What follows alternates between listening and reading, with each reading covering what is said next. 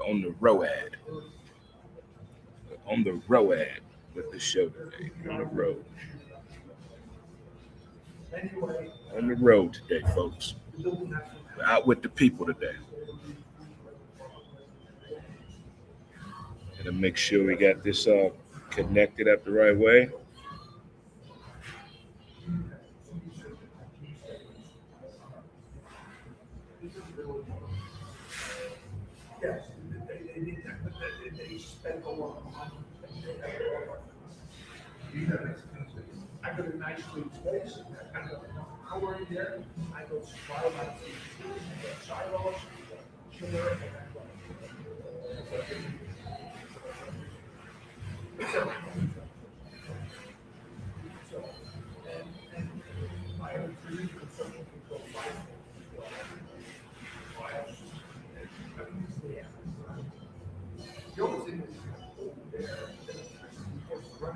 Having some technical difficulties here. We will work it on out.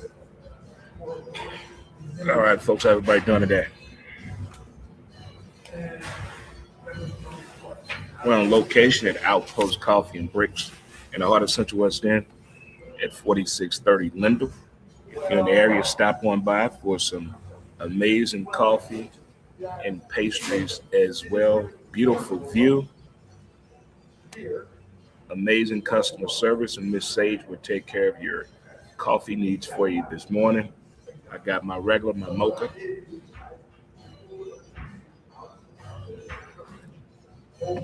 Got my regular, my mocha. Got it right here. This has been an interesting past few days in the sports world to me. It has shifted since Saturday in a way I didn't see coming. But still, it has moved the needle in the topic of discussion. But today on a daily drip with Dre Montez, coffee and conversations, it's a little bit more than sports on the mind right now. It really is. But if it's your first time tuning in, how you doing today? Let's get some high fives in the building. Chest bump it. Let's hug it out. If you're celebrating a birthday today, happy birthday to you. If you're celebrating an anniversary, happy anniversary to you. If you're off today, congratulations. You deserve it. Not too bad out today. I know they're already trying to scare us about the weather about next week. But if you stay ready, you're always going to be ready. So there it is. But still, it's not that bad out today. Not that bad out at all today. But on my commute here, I noticed something. It's a question of concern I have on my commute here today. Everybody was looking down. Everybody's looking down. Are you the type of person when you use public transportation or Uber or Lyft, do you look down or are you looking up at your surroundings? Are you observing the ride, the viewership? But everyone was looking down on my commute here, and I found that to be very, very, very odd that no one was looking up. That many people are that invested in their phone on their daily commute to work. We've seen documentaries. We've seen special reports. We've seen movies about being observant of your surroundings, not the NBC special, What Would You Do? But if you don't have any idea what's going on around you, how can you be even aware of the situation if you're looking down all the time? It's just an area of concern that I have. And there's something else that's been irking me on my mind. And it's coming to a city near you, in your home, probably already there. And it's the NIL conversation that's coming to your middle school and your high school and your surrounding area. Are you prepared for that? We've seen the lack of information that's been going on at the next level, the collegiate level. We've seen the challenges they've been issued already. So you want to present this type of financial situation to middle school kids and their families. How is that conversation supposed to go? How is that conversation supposed to go? To even know you have a child that could possibly be in that position, that's another discussion. but to make sure you're getting the right information as far as what to do, who's responsible for the payment, how often is the payment done, what is the responsibility of my child that's getting this. You got to find all this information out. And it's better to get ahead of the curve than to be caught in the neck of it, because then it's going to be too much information. You know how when cell phones first came out, how many cell phone companies were there when they first came out? There was a bunch, wasn't it? There was a bunch of cell phone companies when it first hit us. It was a bunch of cell phone companies when it all came out. When communication went to the next level, there was pagers, there was two-way pagers, and there was cell phones everywhere. How do you think it's going to be when this NIL situation comes out to a middle school or a high school near you? That's not even considered a big city or a big town, but now that attention is about to come. Are you prepared for that? Have you reached out to your child's school system? Have you reached out to the coaches? Have you reached out to the city council? Have you reached out to get the right information on what is expected of us on this side of it when this opportunity comes to our child, our son or daughter? Because what's going on at collegiate level, nobody is, there's no responsibility. There's no responsibility anywhere. Everybody's pointing the finger, and we're blaming the kids that are caught in this trap of transfer portal and NIL deals.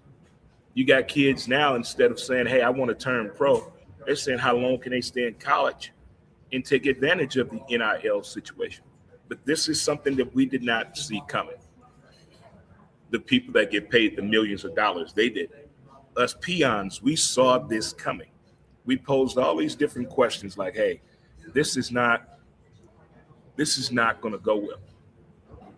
This is not going to go the way as expected. You think it was bad in the 70s and 80s and 90s, recruiting players the right way and the wrong way, to this now? I think this now is even more dangerous because it's way more money at stake now. It's way more money at stake right now. So that's one of my coffee conversation concerns right now with the NIL coming to a school near you, not a college, middle school and high school. It is on the way, because I've seen the reports on people, the AAU financial scandal that shocked everybody. We remember in travel baseball, just recently, they had a financial scandal that hit them. So it's better to have the information than going there blindfolded and not knowing what's going on. You can't put that much responsibility on the kid or the child knowing more than the adult when it comes to the financial responsibility of the NIL deals. Well, it's almost that time. Valentine's Day. Relationships get tested. How do you stand in your relationship? Are y'all communicating the right way? Do you take advantage of the date night? Are y'all co-parenting together? How long y'all been together? Have we had the crucial argument yet? What is the problem when you say too much? Can we come back, or is it over with? I think the next month and a half is when couples get tested the most on where they stand with their relationship. You have people now trying to define what they're in. Is it a relationship? Is it a partnership? You live in one house, I live in another house. We're dating. It's complicated. You do your own thing, I do my own thing, but we together, we together. You have those type relationships going on right now. Where do we stand? Where do we stand when it comes to the relationship pool in 2026? I hear men my age saying, hey, I've given up, I'm done. I'm taking a break. I hear women saying these damn men ain't no damn good. So what is going on out there in the dating pool? And you folks that are recently single, you're recently single by your choice. You said, I want to be out here by myself. I ain't got time for this no more. How's it going for you? And you folks that are in a relationship having these petty arguments, you better fix it. Go on a walk and have a conversation. You exercising and you're getting something off your chest in a positive way. Just take a walk and have a conversation, not a walk and a yell. Just walk it on off. It is very therapeutic when you can walk with your partner and have a conversation about what's going on in the house, what's going on at work, what's going on with us. We're going to about these damn kids. All that has to come into play when you're trying to figure out the relationship part of it. Now, you kids out there that don't have kids at all and you're just out here screwing up relationships, that's your own problem. If you have nobody but yourself, how are you unhappy and you in a relationship? Neither one of y'all have kids. Y'all got a cat or a dog and y'all arguing over that. Come on now. And now we're inventing things to make ourselves happy. Self-dating. It's called self-dating. Self-dating is expensive, people. I'm tired of taking this dude out. I'm tired. This is not what I signed up for. No. Everything for one person is just as expensive for two or three. Where is the manual at on this thing called LIFE?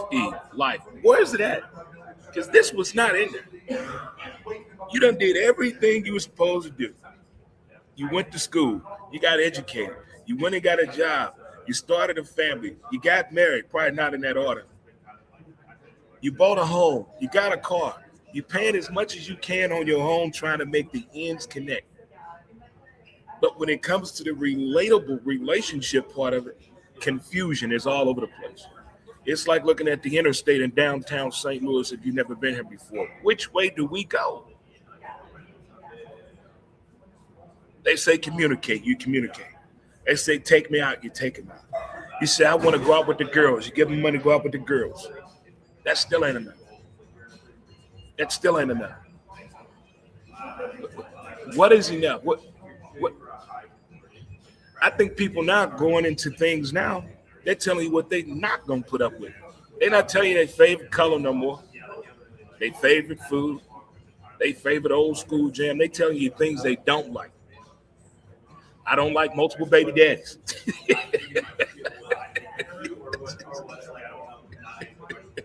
That's a lot to put up with. You got 4 kids and 4 different baby daddies and everybody under 15. Oh, Lord.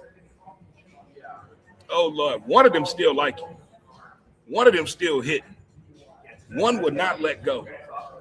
And it's up to you to figure all that out? No, not in 2026. Where is the common ground when it comes to relationships? And are you a participant of self-dating? Self-dating.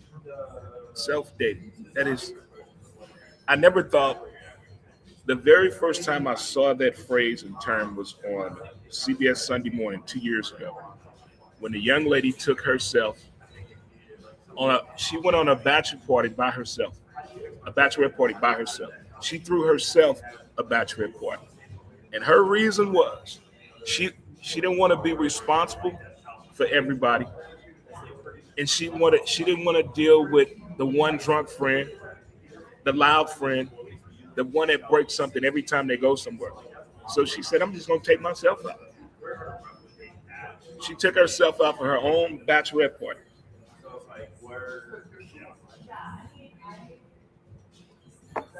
I think there's a lot of things we're starting to do on our own to make ourselves happy. We're starting to do a lot of things on our own. There's no way you'd have told me 25 years ago, you'd have thought this many people would be taking themselves out to eat by themselves and proud of it, going to the movies by themselves and proud of it, doing so many things on their own without the accompaniment of a group or one other person. There are a lot of people into this self-dating.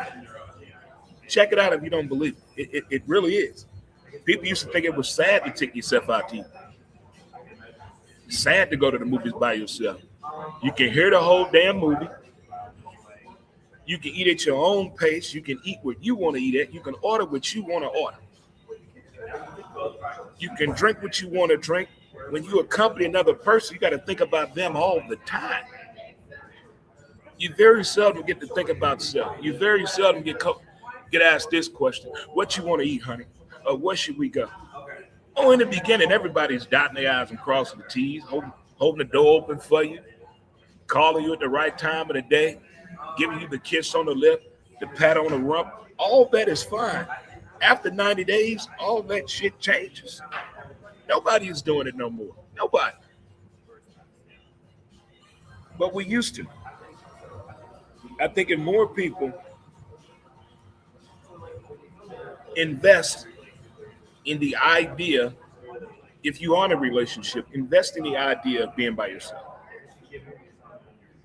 Because everybody that's by themselves, recently single, I bet they're rethinking the mechanism. Maybe I should have done this different. Maybe I should have worded it this way. But if you don't talk, you're not going to solve anything. I know so many people right now, that live together don't even talk. They have no communication whatsoever. Just the mundane. One coming in, one leaving. They talk more in public than they do at home. How do they do that? How do they do that? Well, kids, it's also that time of year where football teams are trying to figure it all out.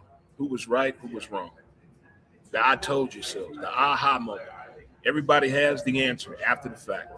But during the game, during the season, nobody knows a thing. This is one of my favorite times of the year in the NFL because they have post-game meltdowns. These press conferences are crazy. You remember Keyshawn Johnson crying?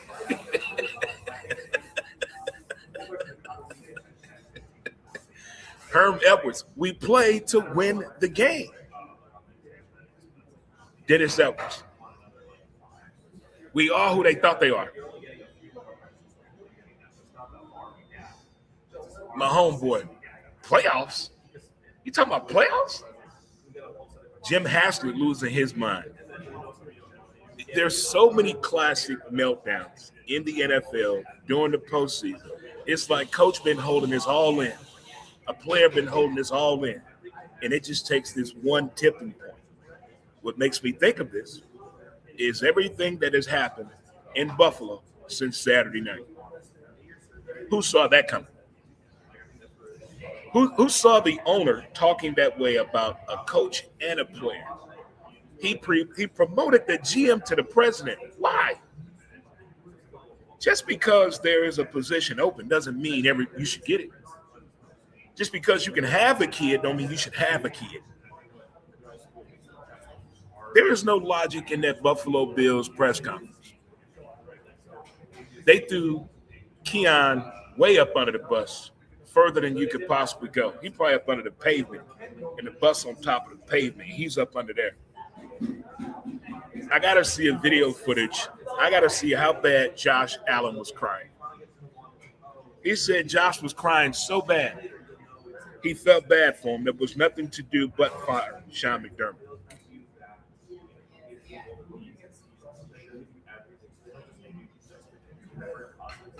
Seven seasons in a row,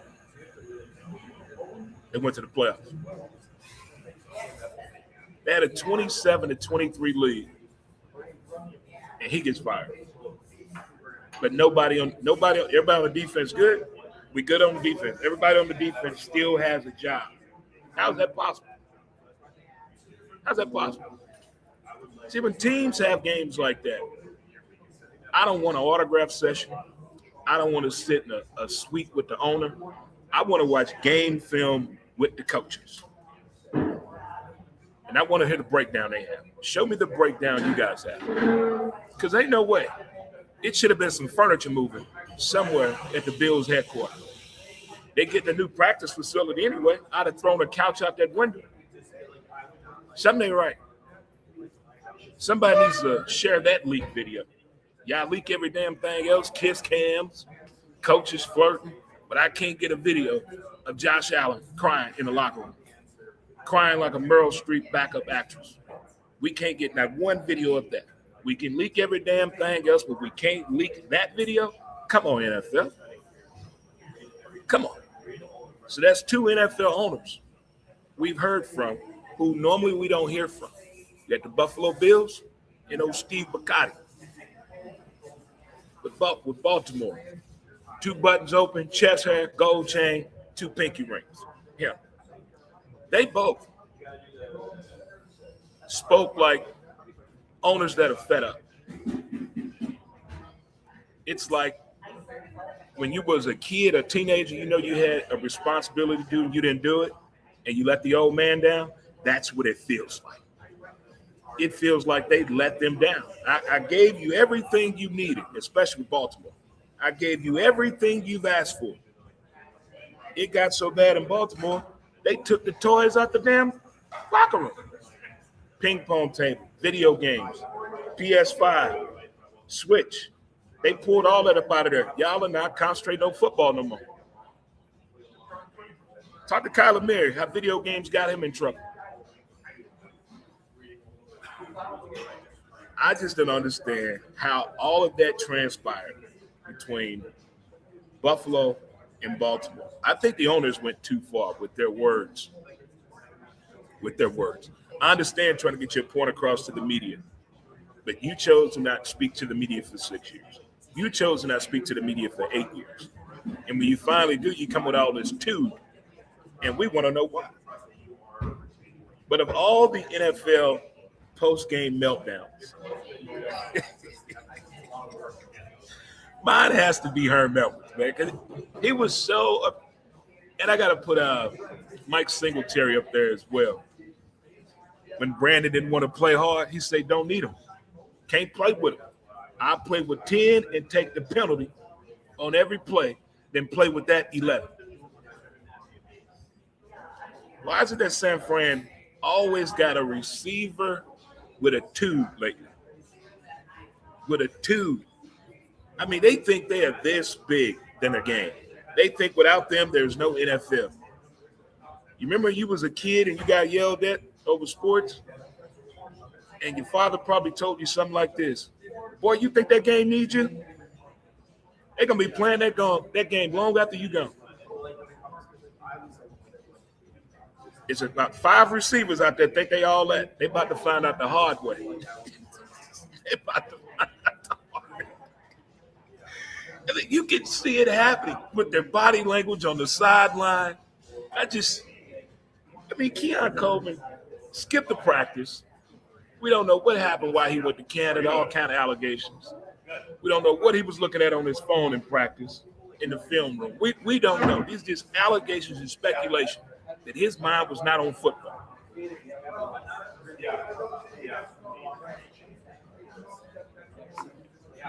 Well, we got Yachty back in the house, people. We got Yachty back.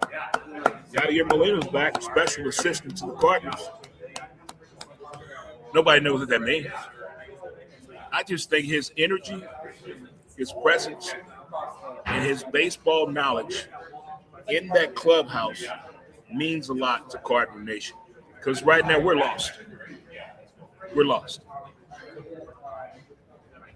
The way this team has been dismantled, reassembled, disassembled, falling apart, got back together, that piece that don't fit, you said, what about him? Stop saying high prospect. We don't know what to think about this team. I think we handled it the best way we possibly can with this situation of hearing the news that Yadier Molina has joined the Cardinals as a special assistant. The last time we heard special assistant, it worked out for us. Does that mean manager in training?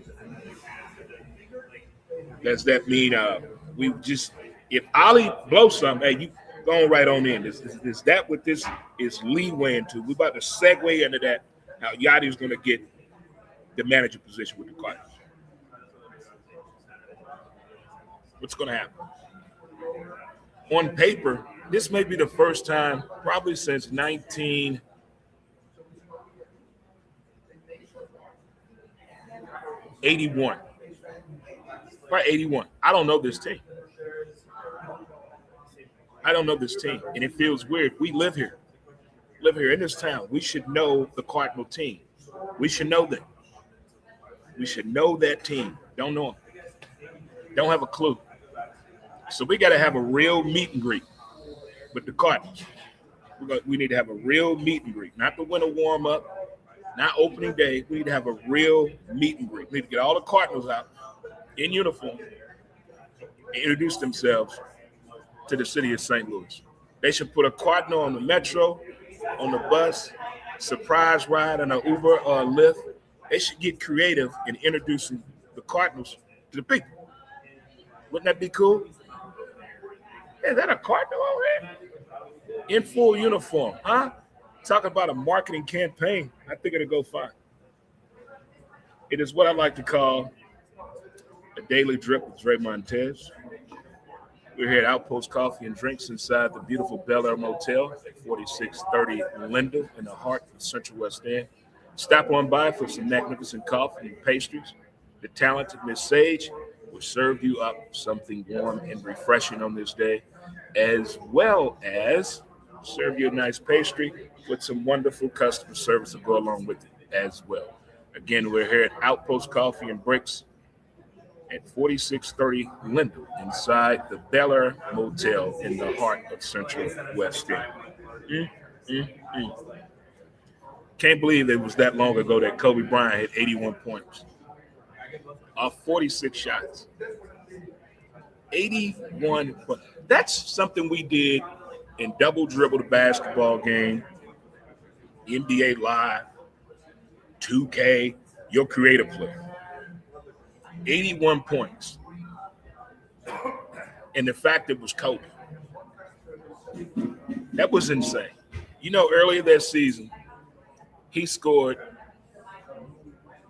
63 points in 3 quarters against the Dallas Mavericks. I don't think we will ever have another NBA player to love basketball more than Kobe Bryant. Period. The average person, the average human, wins a championship, you going home to chill out, and you going with your crew, you going with your old lady, something. We know he didn't drink. We know he wasn't in there partying. This man went and shot 1,000 free throws and 1,000 jump shots after winning the NBA Finals. The man's work ethic, his reasoning for doing it, the method behind the madness, the way he did it, and for how long he did it. I didn't want Kobe to become a coach or owner. What I saw Kobe doing was saving the WNBA. I saw Kobe saving the WNBA, for sure. With him, in his role at that time, and what he was doing behind the scenes with Nike and then the girl dad movement, I think Kobe could have came in and possibly bought the WNBA from the NBA. Because that's what they need. They need somebody that care about the women to take over that league. Because if they don't get this season started due to the CBA, because they still haven't agreed upon it, it's going to be some issues. Speaking of issues, just on social media, I saw this. Major League Baseball Hall of Fame inductees recently, Andrew Jones and Carlos Beltran. So the verbiage has come out that they, Major League Baseball Committee, it's okay to bang on a trash can and wink your eye and blow a horn and flicker your lights. That's okay to do, according to Major League Baseball. But you take a steroid or an enhancer, you cannot get in the Hall of Fame. Have a question? Yes, sir. Are they both forms of cheating?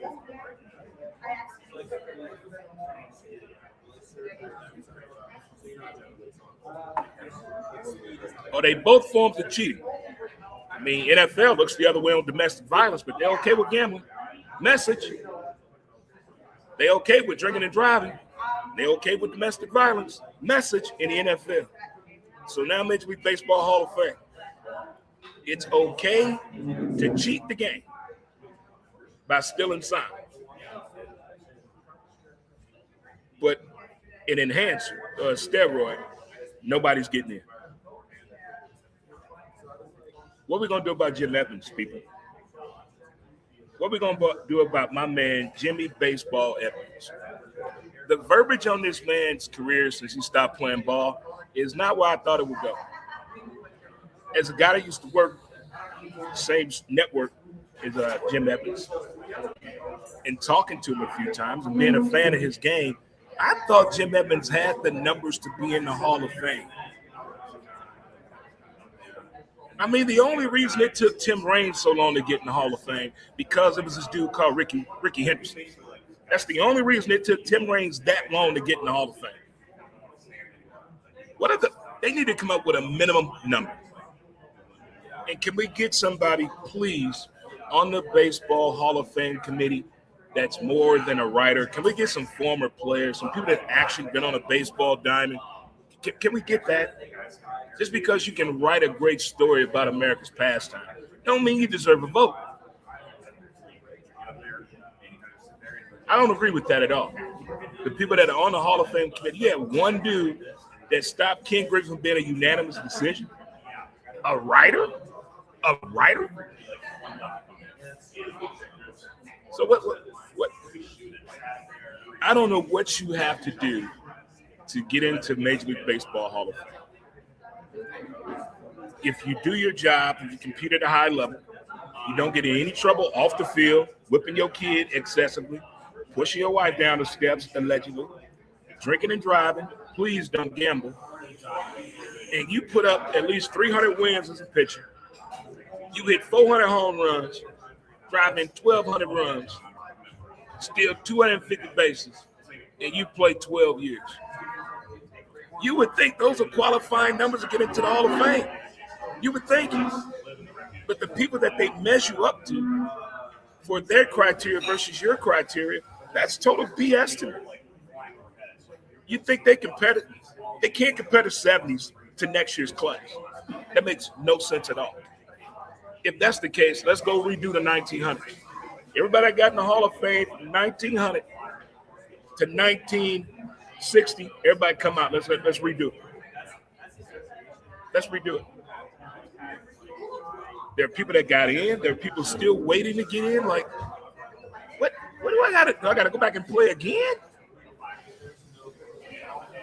But again, I think the only reason Tim Raines took that long is because of Ricky Henderson. Ricky Henderson. Well, we got tension in L.A. We got tension in L.A. with the Lakers, LeBron, Rich Paul.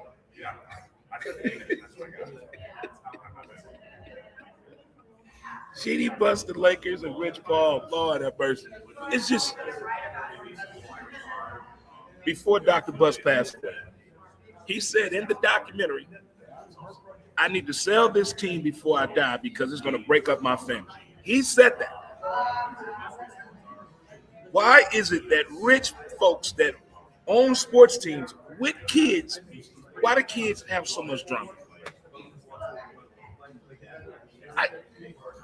If my grandfather owned a sports team, and they leave it to my little sister and I, what are we fighting over? What? The Lakers feud was insane. Insane. She fired one brother, then she fired the other brother, then fired the other brother. Then she went and got a restraining order against the brother, then filed a lawsuit against her brother and won.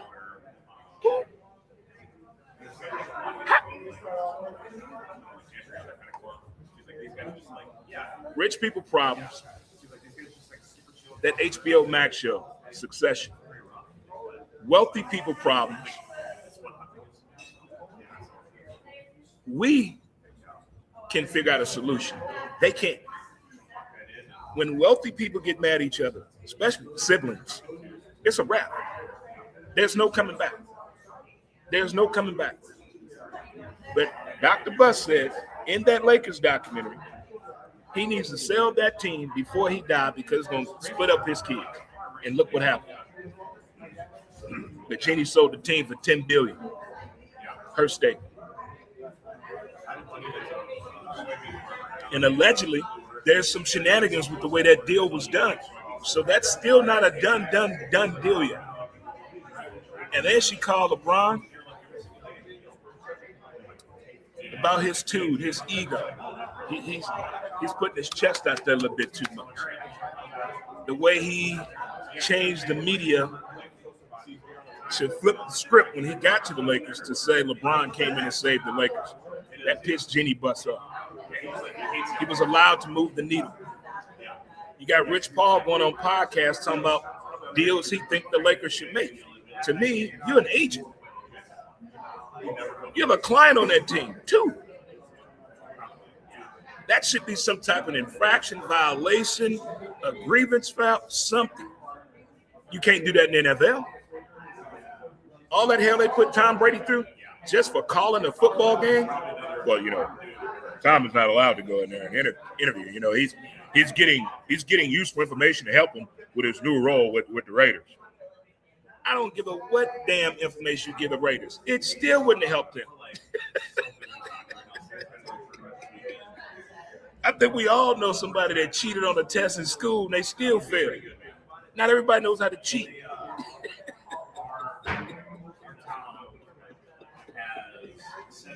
Okay. We've talked about self-dating. Here's another one I just saw. Here's another. Here's a wowie right here. This is a wowie. Can you be married in 2 weeks? 2 weeks. You meet a person today. 2 weeks from today, can you get married? See, that's the next thing. They're calling that the 2-week partnership relationship.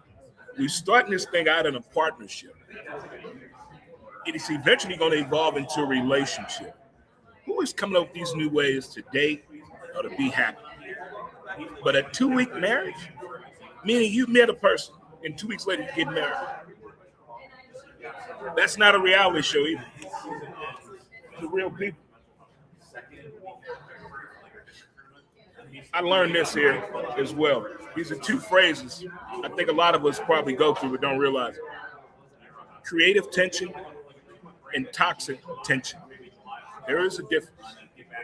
You know how people that are rude to you and you don't want to stoop to their level and you can handle it with the most professional presence you can give yourself. You can think in the most mature way to do it. But you're throwing a jab at this person doesn't know it. That's creative tension. Toxic tension is when we lose our cool, lose our shit. I.e. on the internet when you get to typing with your fingers and getting your feelings. Don't hit send. Don't hit send. Don't hit send. So the Bills and the Broncos, 39.6 million people watched that game. 39.6 million people watched that game.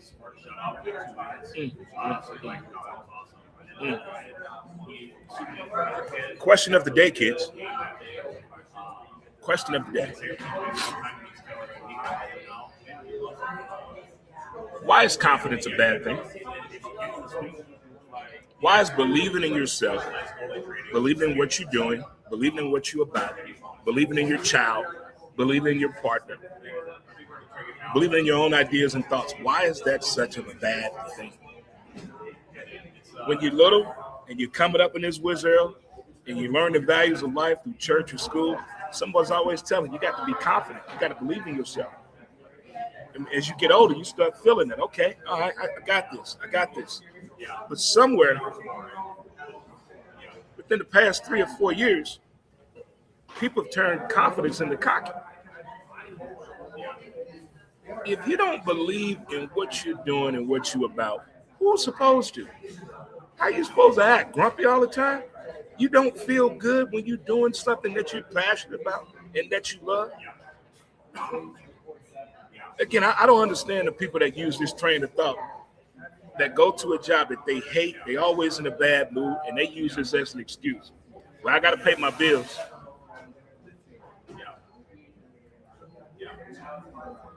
I'm not going nowhere where I'm unhappy all the time. You're happy when you go there. You're unhappy when you go there. You're angry while you're there. You just get mad driving there. You get off work, all you do is complain about the place. But you're doing it because you have kids and you got to pay the bills. That needs to be a better response. We got to come up with a better word, better catchphrase than that. I'm doing it for my kids. Well, I got to pay the bills. Damn that. No. The last unhappy job I had, I was 14 years old. 14 years old. No. And when I was in the field of bartending, people come to the bar, they tell you how they feel about their job. And I was like, what? There's no way. You go there every day and you feel like that every day after work? No. You got to be happy. You got to be happy. You got to be happy. You got to be happy. You got to figure it out. But when did confidence become such a bad thing? You're too happy. You're too confident. Why are you so happy? Why are you so confident? Because I'm doing what I want to do. I'm going where I need to go. I'm getting paid what I should be getting paid. I feel the way I should feel. But you bring that out to certain people or certain environments, it doesn't go as well. Not everybody is meant for your energy. Let's keep that in mind. Not everybody is meant for your aura. Not everybody values your time the way you do. Stop giving the wrong people our energy. And stop doing that.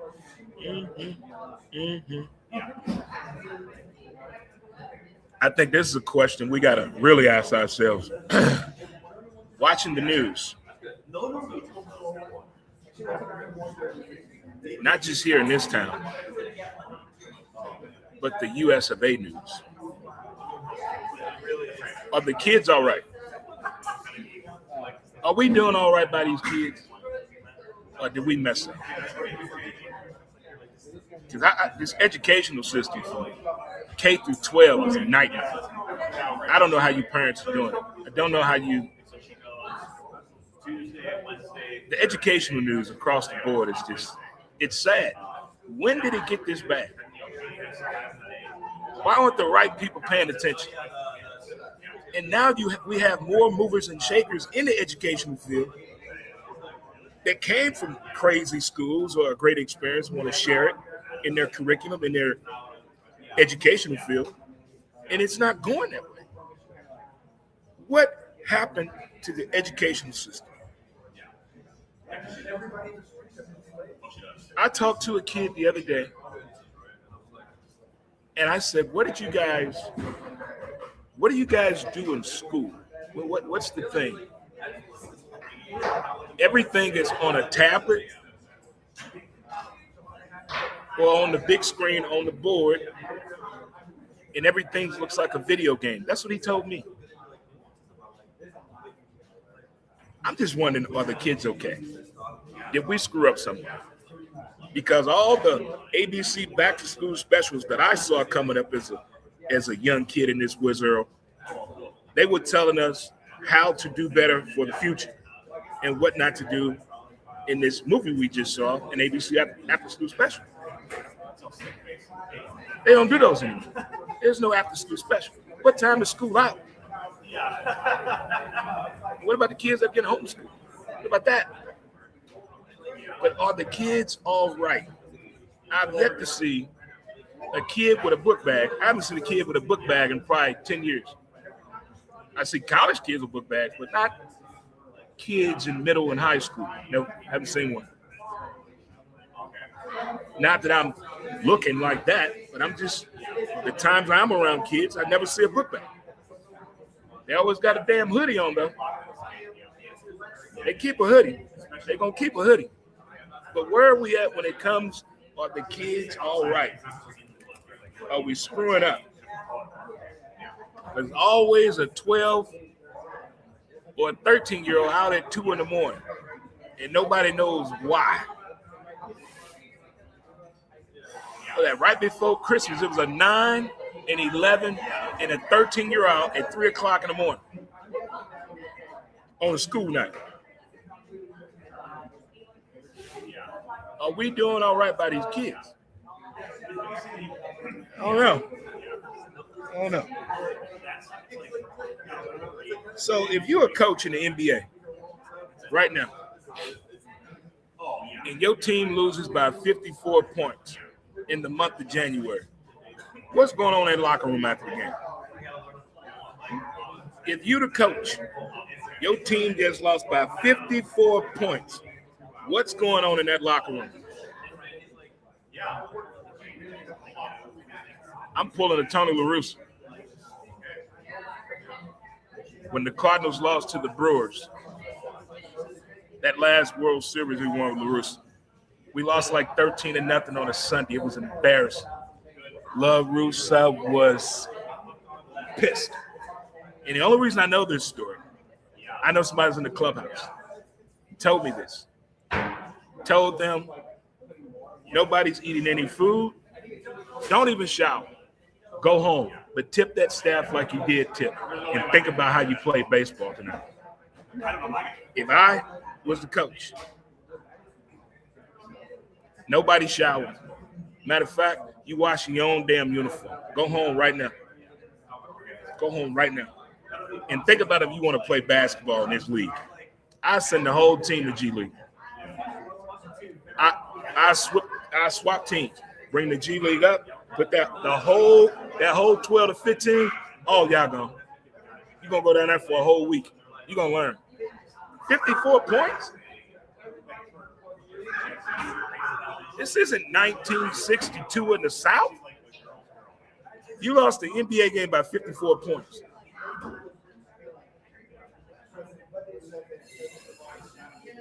Arizona Wildcats still undefeated. Why does every time Naomi Osaka always have drama every time she played tennis? Every time that girl played tennis, there's always something going on with her and an opponent, an official, or something nobody knows why. I'm going to tell you why. I watched her documentary on Tubi. Naomi has been through some shit. And I guess, like golf, you buy yourself in a way, but you're not. You can overthink the process. You have to remain focused. And it's easy to lose your focus. So she's playing the Australian Open at 3 o'clock this morning. And after 2 points she did this.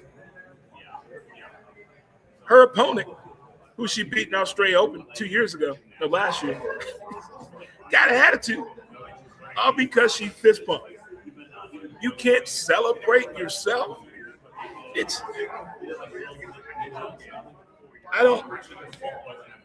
We chest bump, we yell. That's acceptable. We know we can't do the pew-pew no more. You can't point and yell at nobody no more. Did we get lost in this game somewhere? Did we get lost somewhere? We can't celebrate nothing. Now, NFL, they have let us go too far. Baseball has really lost their damn mind with them team celebrations. But the NBA, oh my God, tennis, oh my God, tennis is probably the last sport where they're looking for absolute perfection in your dress, your attitude on the court, the way you handle yourself with the media. They look at all that when it comes to tennis, except for the cream that is a steroid. They still need to figure that out. They need to figure that out big time for sure. Sounds like there's a dog in here. Yeah. Sounds like we got a dog in here. Yeah. Central West End for you. K9 approved. It sure is. K9 approved. If you're just tuning into the show, how you doing today? We're on location today. We're at Outpost Coffee and Bricks in the heart of Central West End at 4631. Yeah, buddy. Little news for you. We have our last show will be the Monday, the day after the Super Bowl. That Monday will be our last show for Montez at midday. And who's to blame as we get ready to have a little vacation. On vacation, we're going to upgrade the show. find some new sponsors and advertisers for the show, that may be something you'd be interested in, please contact us. And also, finally, we have the T-shirts coming March 1st. We have an online store for you, so I'm happy about that. That is the most challenging thing ever. Getting merch. You just don't want to get any merch to be getting merch. You want something that you're going to keep for a while. I don't want to change the logo and the color every year. No. And then you got to come out with a color that is not going to cost you an arm and a leg, because I don't want to sell $35, $40 T-shirts. It's unheard of. I wouldn't buy a T-shirt that much. But finally, we have the T-shirts and more merch coming March 1st. I'm excited about that. But our last show will be the Monday, the day after the Super Bowl. That'll be our last show. But we got plenty more shows till then. But I just wanted to put that out there for you. And also next week, Friendly's in South City at 3503 Roger Place will be closed from Monday until Wednesday. Monday until Wednesday of next week, is they're going to finish up some remodeling. Got the place looking good for it. Again, Friendly's will be down at 3503 Roger Place. And I'm hearing that conversation talk again where people say, I don't really give a damn about Valentine's Day. When did folks get so angry telling you that they don't like holidays? Give a damn about no Thanksgiving. The hell with Christmas. I don't like no damn Valentine's Day. What happened? Well, happy birthday. It's just another day. It ain't nothing to me. Happy New Year. And what's so happy about it? When did we lose the touch? When did we lose the touch? Remember when we were in high school, the excitement that Valentine's Day brought out for the whole school? The Valentine's Day parties in grade school. Come on now. All the candy, and we get to listen to the music on a little blue record player in grade school. Oh, man, that was something else. Then the Valentine's Day dance when you get to high school. I mean, it was something to look forward to. You running top speed to go to the store and mall, get your girl a teddy bear, the balloon inside the balloon, maybe a Liz Claiborne purse, some Argyle boots, something, some perfume, but it meant something. Now, only people get excitement out of Valentine's Day is the stores that started decorating in December for Valentine's Day. They're the only ones. But it used to be fun, especially watching the young folks. You know, when they really like that girl, they really like him, they be doing something special for him and all that. Oh, I just got a bunch of balloons in this car. Look at you, girl. Look at you, huh? Bringing them something up to the gig and all that. Do people still do that? You probably get up in the morning. Happy Valentine's, baby. What? Whatever. It's gone. You can't even tell people happy birthday no more. Happy birthday to you. It's just another damn day. You know what happened with your birthday growing up? But somebody did something wrong across the border to be that unhappy with things. Being unhappy. We talked about the top of the hour on the show. Self-dating. Have you heard of it? Have you done it? Are you a participant of this thing? Or what is it, Dre? Self-dating is when you take yourself out. All of the time. All of the time. But I'm really thinking about getting near a robot. The ones that cook for you around the house. Because that cooking for one is outdated. That cooking for one is outdated. I have now taken on the role of Denzel in The Equalizer. He had one plate, one knife, spoon, fork, one cup. That's it. That's all I'm using. It is amazing to me how many dishes one person can go through. What gives you the right to keep going back and forth and they're getting a new cup? Remember you was a kid, you get cussed out about that. You got to do that as an adult. When you're a kid, you better rinse that cup out and you better use that cup again. I'll be dirt up my dishes, boy. When we get grown, we think we're supposed to get a new cup, glass every time. No. Rinse it out and reuse it. Rinse it out and reuse it. Buying the prepaid meals. I tried that.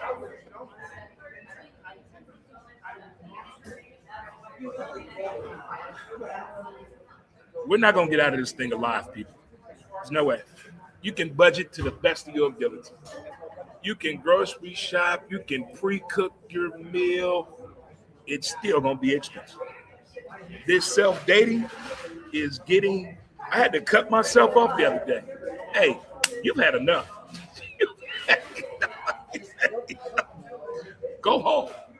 Go home. Even when you budget plan, when you pre-cook your meals, when you buy pre-cooked meals, you still got to cook. You still have to cook. Now, if the prepaid meals came to my house already cooked and warm, ready to eat, I may pay for that. There was a young lady advertising when I first moved in this neighborhood about cooking prepaid meals. She was doing lunch and dinners and had a set price and had a menu. I don't know what happened to that lady. Because this cooking for one, I'm done. I'm done. I rotate. I cook a week, following week, sandwiches and salad only. We cook a week, sandwiches and salads only. In the summertime, we don't cook at all. No. It is crazy how much you cook. And if you eat 3 meals a day, and if you're into smoothies and shakes and coffee, you still got to clean up. There is no easy way out of this thing. Even if you're dating somebody, y'all don't live together, somebody got to cook. Somebody got to cook. Oh, I think it's cute that men know how to cook. Not when they want to do it all the damn time. No. No. No. Grocery shopping, oh God. Oh. The things we took for granted when we were married and in relationships and lived at home. The things you take for granted. When you just came home from school and groceries was there and food was there. You just ate food, threw the shit away. You just didn't appreciate nothing. Then you move in with somebody, you don't appreciate that. Then that, God forbid, now you get married. You got a whole family now. You didn't appreciate nothing. Now you're on your own, and now you're crying and complaining. Yep. That's the way it goes. That's the way it goes. But this self-dating, it's not for everybody. It's not for everybody. It's not for everybody. I'm not talking about when you out by yourself eating all sad and somebody get away from me. No. When you take yourself and you enjoying yourself, you sitting at a table, you eating the meal you want to eat. That's what I'm talking about. That's what I'm talking about. Oh boy. Post-game meltdowns in the NFL.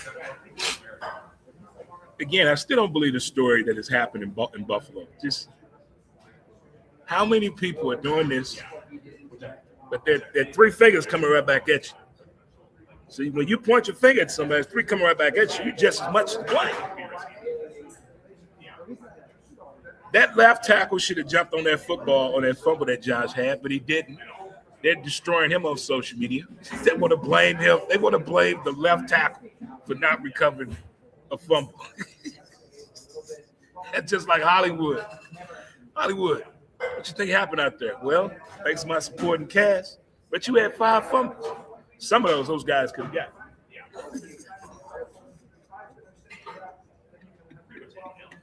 DJ Moore, AJ Brown, Brandon Ayuk, Keon Coleman. Is anybody here? Is anybody going to say all present accounted for, sir? Because none of them showed up. Hey! Because none of them showed up at all. They didn't show up at all to the situation, but they all had something to say. Each and every one of them had something to say.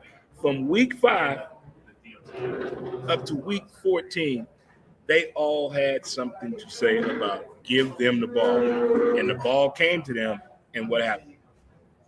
Fumbles, drop, How's the ball gonna fall right between both of your hands? They said that the gloves got stickum on there. The gloves help the receivers. Okay. Did you see any of that? Out of AJ Brown performance, DJ Moore, Brandon Ayuk, and Keon Coleman, just throughout the season when they all got to complain about give me the damn ball, show me where the area of improvement came up at. I would love to watch game film with all those guys. Just sit there, just like this, and just give them the cold stare, like when you show your child what they did on that Ring camera, and they got that crazy look on their face. I want the video to leak. Show me Josh Allen crying in the locker room. Somebody got to leak that video. I got to see it somewhere. They've leaked every other video known to man. They snitched on homeboy Carson Beck Monday night that he's dating a porn star. How these college athletes keep dating porn stars, I don't know. Then they leaked the information about Urban Meyer when he was flirting at his own bar. Then the kiss cam at the concerts. They leaking all that, but I can't get one video leaked of Josh Allen crying. I bet it'll be worse than T.O. crying, worse than Mike crying.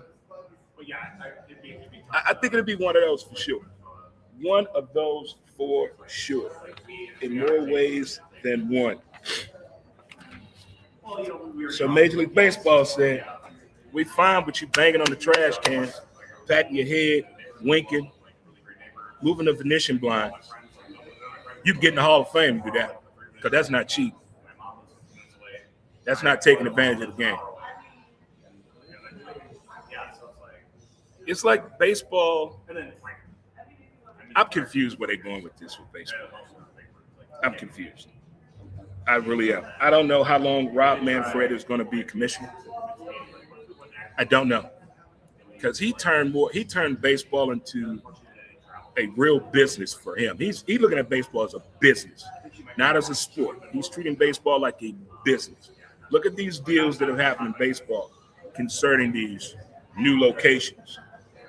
And everybody is complaining about what the Dodgers are able to do. Hey, everybody keeps saying, well, they have the market for it. You knew that. You know how California market and New York and Florida market is when it comes to sports. Everybody knows that. But now it's a problem. Now it's an issue. Well, we can't compete with that. Learn how. Learn how. If it would have happened before, when Jim Leland took the Florida Marlins to the promised land. Look at that payroll. When Buck Showalter almost took the Cleveland Guardians to the promised land. Look at that payroll. But when it comes to the Dodgers, the Dodgers, you can't pay that. You can't. Yankees too. But not everybody with that much talent can play together. Ask the Yankees. Ask the Mets. Oh, here's my favorite. Go talk to the Padres. The Padres were fighting each other in the clubhouse at the end of the year. All that money, all that talent, but they can't figure it out. But teams who are in the market where they don't have the money to do all this, they want to bring up the Dodgers. The Dodgers and the Red Sox are what's wrong with baseball. Theo Epstein is going to be the next baseball commissioner. Theo Epstein was a vice president at 28 years old in Major League Baseball. He was 28 years. Some people have it. Some people have it. Some people know how to do it. And there's some execs in baseball that really know what the hell they are doing.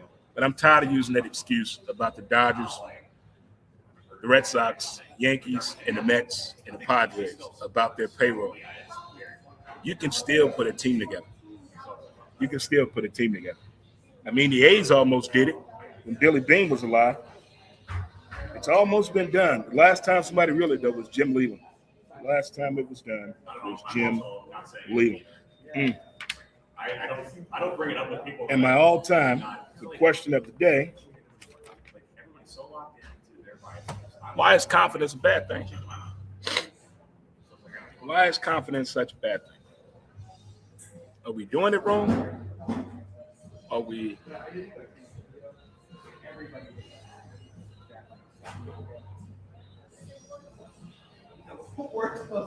doing it wrong? What? I mean, walking into a meeting, you should go in there knowing you're about to close this deal. Walking into an interview, you should walk in there saying, I got this job. That's confidence. There's nothing wrong with that. The same confidence we walk out of the barbershop with, that should be every day. That should be every day. Everyday lifestyle right now. Still don't believe an NBA team lost by 54 points. Still don't believe it's the anniversary of Kobe Bryant scoring 81 points. What's up, Mark? Still don't believe that. That he 81 points. I don't, for the life of me, I just can't. That game was incredible. The fact that Michael Jordan and Kobe Bryant careers, to me, went by so fast. So fast. And then the way we push athletes to grow up so fast. We're going to see him play 1 year of college. We should go to the pros next year. He still got baby bones on him. What's the kid that's at Alabama? He just turned 18, but it's his third year in college. He's 18, but this is his third year in college. He should go to the league. They would destroy that 18-year-old little boy. He's 172 pounds. He's not ready for a grown man to hit him. No, not at all. It is something else.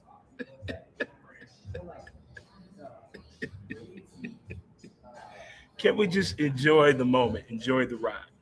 Just like at the NFL this weekend. Matthew Stafford's career has went by so fast to me. I remember he was just a youngster at Georgia. And the Sam Darnold, I don't believe this. Jarrett Stidham, quarterback for my Broncos this weekend, due to what happened to Bo Nix. We good with that. I'm good with that. It's gonna be a good game for Mr. May and the Broncos. Nobody expected these four teams. I don't care how you had it. I picked us going, what was it? 10-7. I picked us going 10-7 at the beginning of the year. I said a wild card berth. That's what I said about my Broncos. Because I didn't know how that offense was going to hold up, but that defense showed up as we set the NFL record for most team sacks. But nobody had predicted this turnout right here with these four matchups right here. I think this is what the NFL needed. We needed transparency because I think a lot of they got tired of the Chiefs situation. We got tired of the Baltimore situation and the Buffalo situation and the Philly situation. Those four teams did make it fun to watch, though. Don't get me wrong. But we got tired of the simple mistake that Buffalo always make, Baltimore always make, in Cincinnati. Just think if Cincinnati emphasized the thought process as they do on their receivers as their offensive line, different story. If Lamar and his offensive coordinator would have got along, different story. We still don't know why they were not talking for 4 months, allegedly. How is that possible? So he wasn't listening to him, he's calling the plays? He wasn't listening to him in practice? Who was he talking to on the two-way when they watched film? Besides an NBA clubhouse, NFL clubhouse, they wild. They are just the drama that has transpired the last 5 weeks of the NFL season. Nobody saw this coming. The nightmare that's going on with San Fran, all the injuries, the Brandon Ayuk situation, the Vegas Raiders situation. You mean to tell me Chip Kelly was the highest paid offensive coordinator and was calling in dummy plays? And there was no grievance filed against him. There was no repercussion. He just lost his job with pay.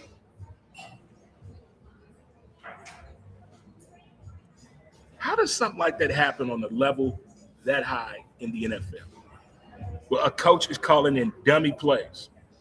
At first, they thought it was a bad Wi-Fi connection. So under further investigation, turns out he was calling dummy plays. That is the Tennessee Titans. They have issues in the front office as well.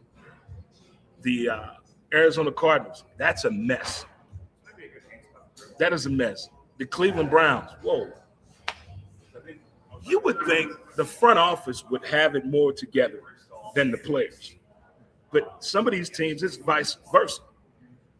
The players act better than the front office, act better than the ownership group. So is there an easy fix for this? No. But everybody wants to win too much. But as soon as a team win, they're going to want a new stadium. As soon as the team win, they're going to want a new stadium. Look what happened in Buffalo. Even though they won all those playoff games, they wanted a new stadium. Over $1 billion. But they sold out PSL. Congratulations to them. Jacksonville Jaguars, new stadium on the way. Chicago Bears, new stadium on the way. The ones that think they should win, the ones that have tasted a little bit of a playoff victory, they all want a new house. Is it fair the way they're going about it, the way they're bullying the fans? What happened in Kansas City? Everybody mad at Lamar, as in Hunt. Everybody mad at the Hunt family. And everybody's feeling sad for Lynn Dawson. When teams leave, it's a different type of thing. It's up there with your favorite player leaves. Everybody loved this particular player when they leave. That's different. But I'm going to tell you something that's even more painful. And I get this from watching a lot of television. When it's on a small town, when the nearest college is 6 hours away, so all they have is high school sports in that town. All they have is high school sports in it. That's their NCAA. That's their NFL. That's their Super Bowl, the state championship. And the saddest part about all that, as we were talking about the school system, educational system, there are a lot of schools in these small towns where the school is being shut down and they're busing these kids all over the place. And they have taken away what these small towns loved about their high school team, their high school rival, their state championship, their parade when they win. They have taken all of that away. And nobody knows in these small town reports they're doing these stories on Eye on America or Up to the Minute News they're doing on these small towns where these historic small town high schools are being shut down and it's taken away from the rivalry of these small town across the U.S. That's what I don't like. Because at some point, it's affecting somebody. When it comes to a school shutting down, the parents got to make a decision. Which school? What are the options? Do we homeschool? Do we go private? Do we move to another city, another state? I mean, all that has to be in the mind right now as your kid is getting older and you getting older and you saying this educational thing is an issue across the board in the U.S. A couple more things before we get out of here. The Lakers mess with Jeannie Buss, LeBron, Rich Paul, and the Lakers. Why is it that sports families and the kids don't get along? We saw it here firsthand in St. Louis when the Rams got here with Georgia Frontier and her kids. A lot of people blame the kids. A lot of people say, hey, he took advantage of a deal. A lot of people point the finger at Stan Kroenke. He took advantage of it. The mess the husband and wife caused with the San Diego Padres about 15 years ago. That was horrible. When Major League Baseball had to step in. How you spend $40,000 a day on yourself and beauty products? That was ugly with the Padres situation. What's about to happen again with the Padres because one of the majority owners died and the two brothers do not get along.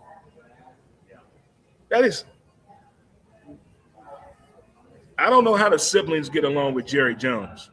I don't know how they get along. I don't know. But the way Jeannie Buss and her brothers and sisters got along was something you see in a drama, sitcom on Netflix or Tubi. All that money,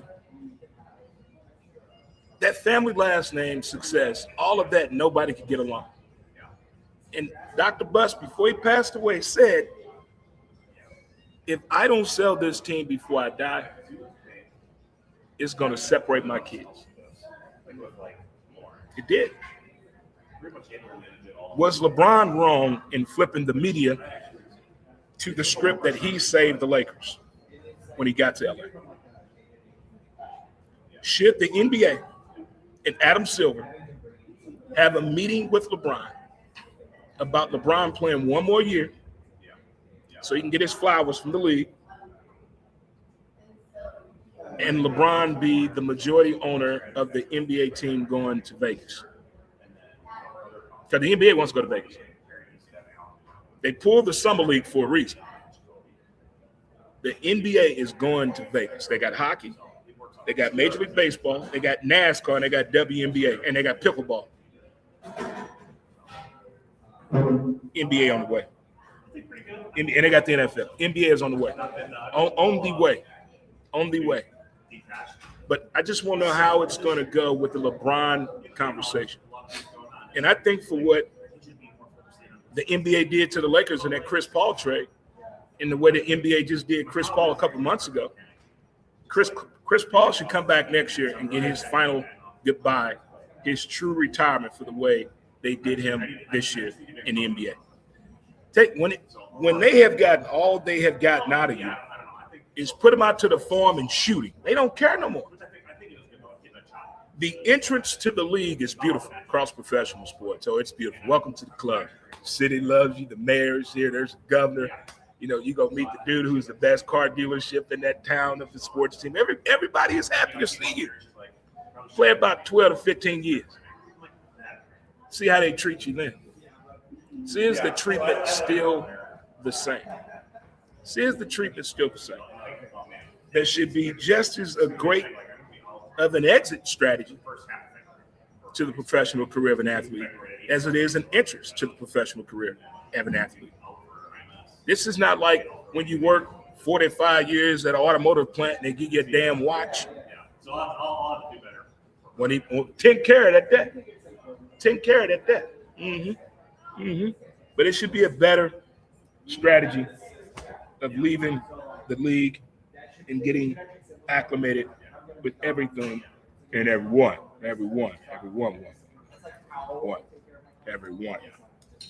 But can it be? Will it be? Shall it be? No avail. But I'm sorry, if I was an NBA coach and my team lost by 54 points, it would be undescribable what I would have said to that team. Undescribable what I would have said to them. You ever had a bad loss when you played sports and you think back to what your coach said to you? You think back what your coach said to you. Because if you had a coach, he didn't point the blame at one.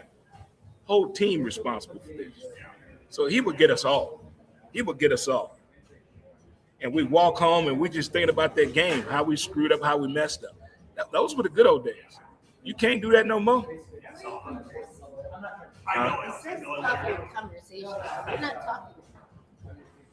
It said,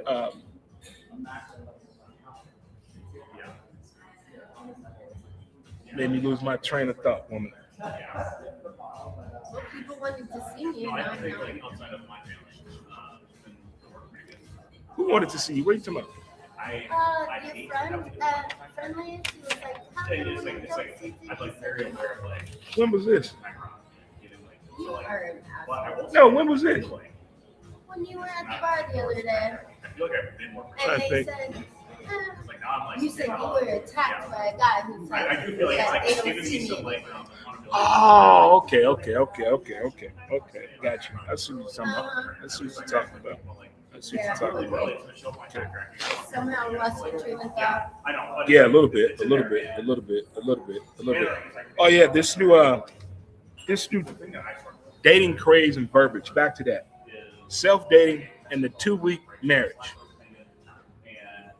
The 2-week marriage. That's interesting because, again, it's not presented as a relationship. It's presented as a partnership, then a relationship. Is that something you would be down for? If you meet somebody today and in 2 weeks y'all get married,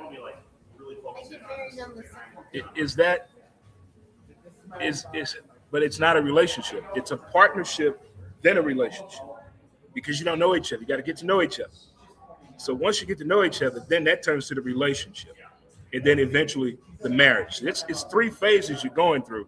And this is catching on as a trend. I saw this on Eye on America.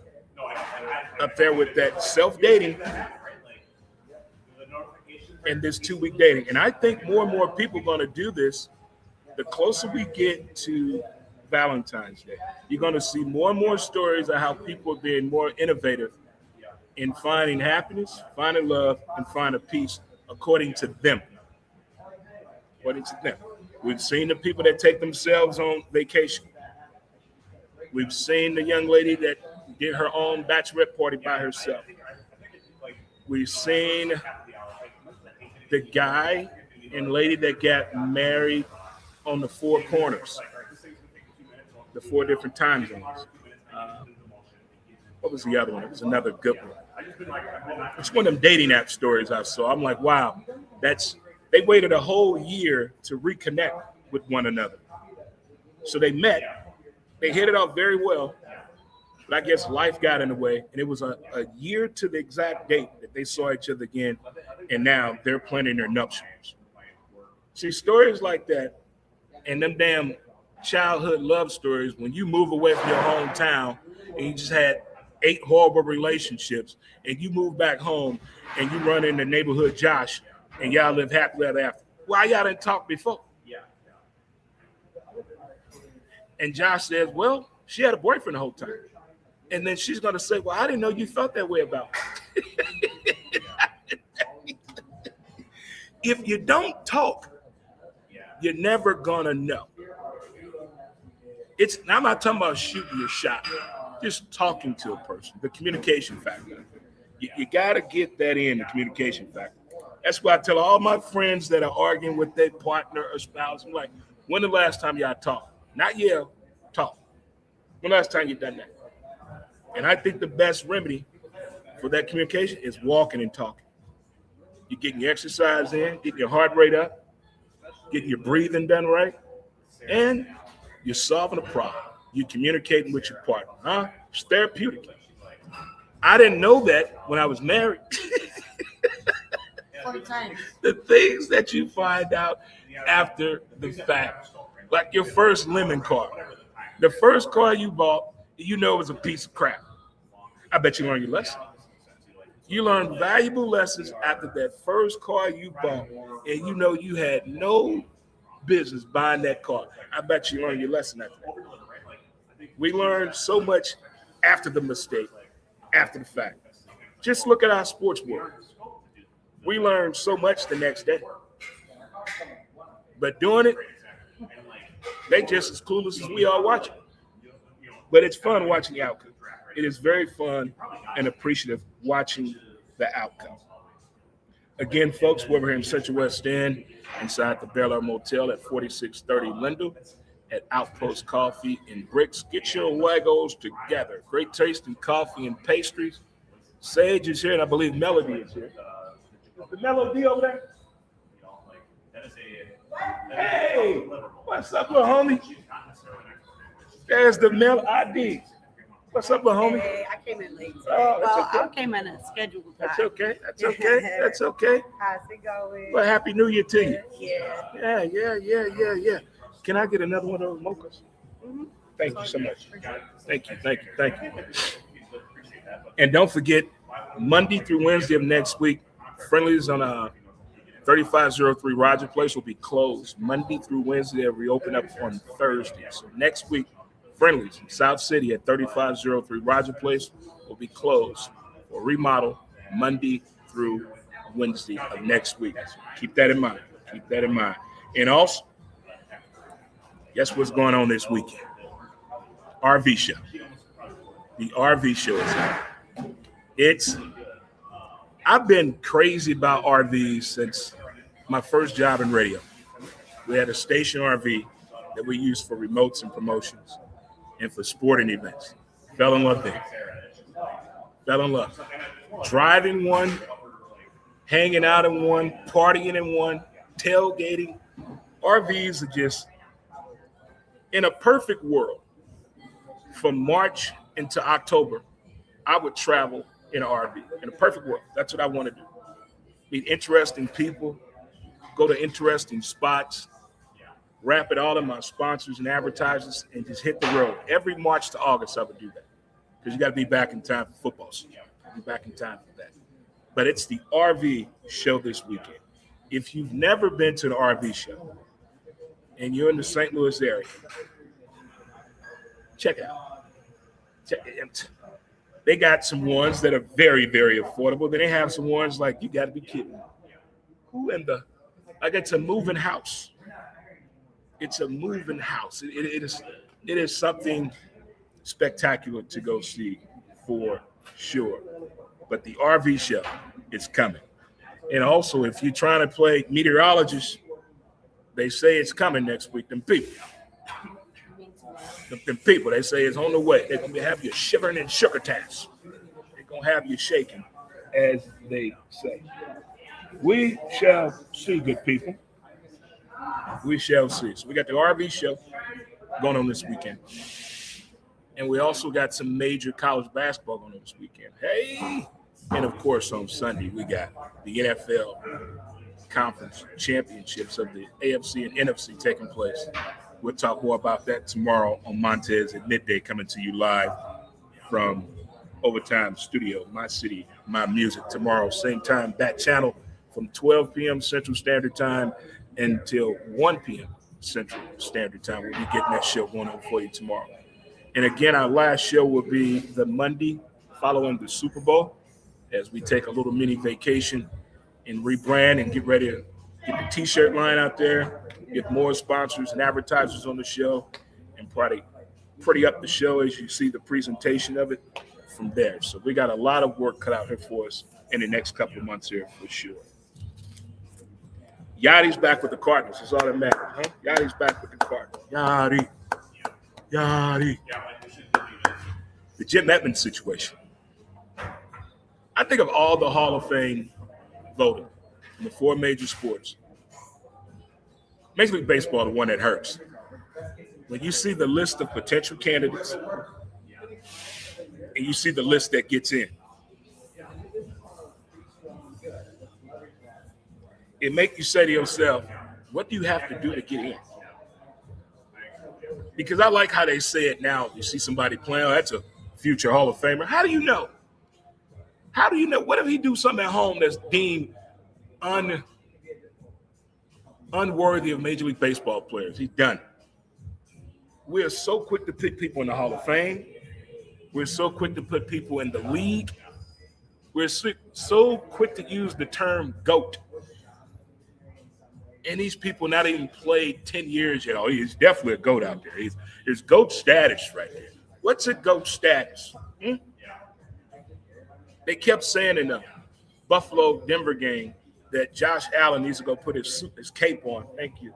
He's going to put his cape on because Superman is in the building. There was no villain for Superman to be there. You need a villain in order for Superman to put on his cape.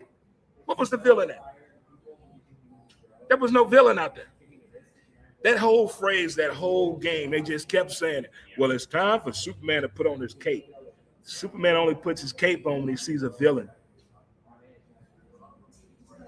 Denver was not the villain. The villain would have been Baltimore or Kansas City to them, or even Cincinnati to them, but not Denver. Make it make sense to me, announcer.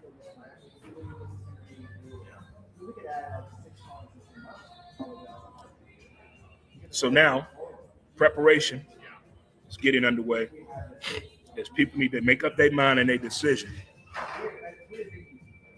about the Super Bowl. I'm starting to see more advertising for Super Bowl parties than ever before. People actually throwing Super Bowl parties like they did in the days of yesteryear. I think about going to Super Bowl parties. I want to hear the game. I want to watch the commercials. I want to watch the halftime show. I want to eat some good food and laugh and smoke the good and have a nice old drink. That's it. That's it. Going to a Super Bowl party, you're going to miss a lot. Because who go to Super Bowl parties? NARPs. Non-athletic real people. We've talked about this before, class. So, yep, if you're trying to go to the Super Bowl and watch Super Bowl, be careful where you go. Be careful. And what's the food people do? A chicken wing still the thing for Super Bowl food and pizza and a good crock pot of chili and some nachos. What's the Super Bowl food nowadays? What is it? Last year I went to the Super Bowl. They had so much food. It was like Shoney's old breakfast buffet and Old Country buffet combined. It was like that. It was that much food. It was that much food. It was a lot. But I think this year, I'm going to commandeer this thing and stay home on the home front. So I got to watch it on the 4K ever since we've upgraded. That's a different experience. That's a different experience. It's like the first time plasma TV came out. The first time high def came out. You know how that looked? Watch 4K. A sporting event in 4K, you're going to stand up and be like a little kid. You can't believe all the colors, how vivid they are, how they're right there in your face. It's going to feel like you can just put your hand on it. It's going to feel like that for sure. But if you have not experienced the 4K yet, the Super Bowl would not be a bad time to experience the 4K experience. And that surround sound is, if done the right way, you can feel like you're truly at the game. Put your blackout curtains, get your uniform on, put that right volume on. Now you're locked in. You're locked in. You're completely locked in. Hello. So we're on the road today here inside the Bel Air Motel in Central West End at 4630 Lindell and Outpost Coffee and Bricks. It's a great place for a first date. They got a patio. The weather doesn't sit out for it. They got a main bar in here. They got a pizza place. They got a sandwich spot in the coffee shop. This is a good place to have a first date, to do your job interviews, to come by yourself in the morning for some great coffee and pastries. You come with your kid or your fur baby because it is pet friendly and kid approved. It's a nice place. They did some work in it. They really did. Sets up really, really nice. Again, it's inside the Bel Air Motel in Central West End at 4630 Lindell. 4630 Lindell. Outpost Coffee and Bricks with another exciting episode of A Daily Trip with Dre. Because they said the reason I came up with this coffee show was everybody's getting into the coffee game. A lot of people in St. Louis into the coffee game, that was into the sandwich game, now into the coffee game. And I just want to know what the coffee craze was, what are the positive points in all this, and when is the best time to drink a pot of coffee. You need that second burst of wind for all my people that work at 5 or 6 or 7 o'clock in the morning. They say 9 a.m. is the perfect time for that cup of coffee. It gives you that rejuvenation that you're looking for to make it through the rest of your morning. So that's why we came up with the name. Everything has a reason behind it. Everything has a reason behind it. I don't know the reason behind an NBA team losing by 54 points. I don't know why the Buffalo Bills ownership threw everybody up under the bus.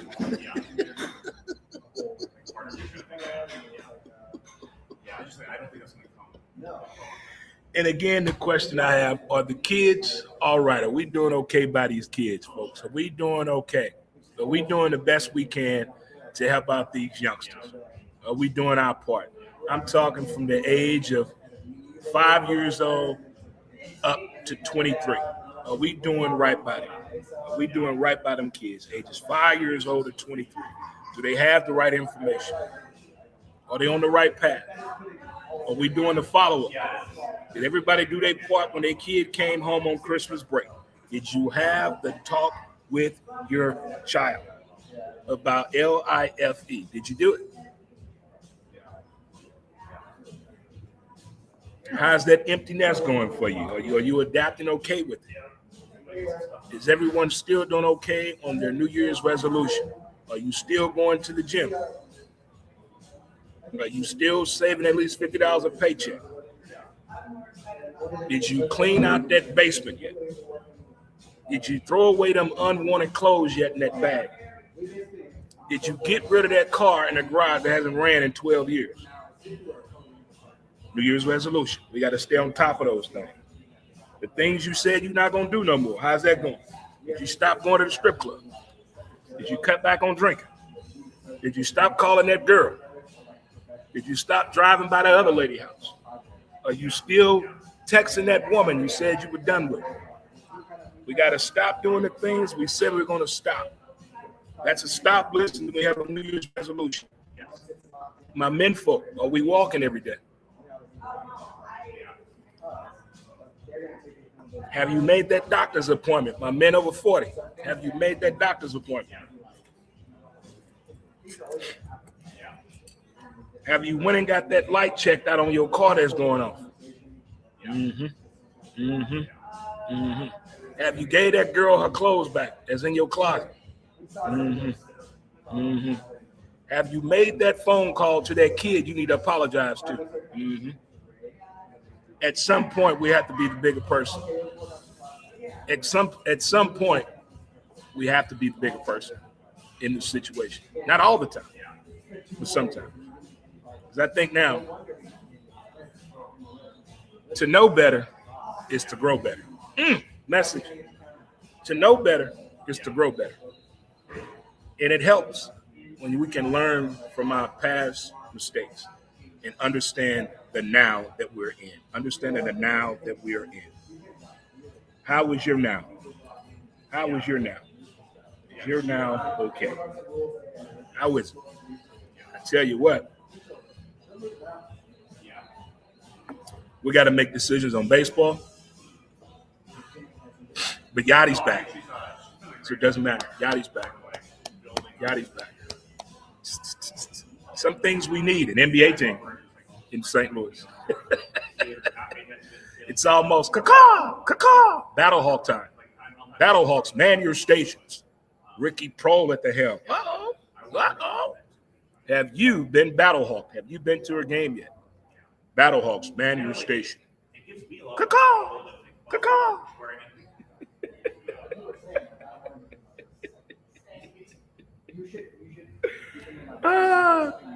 Well, good folks, good people.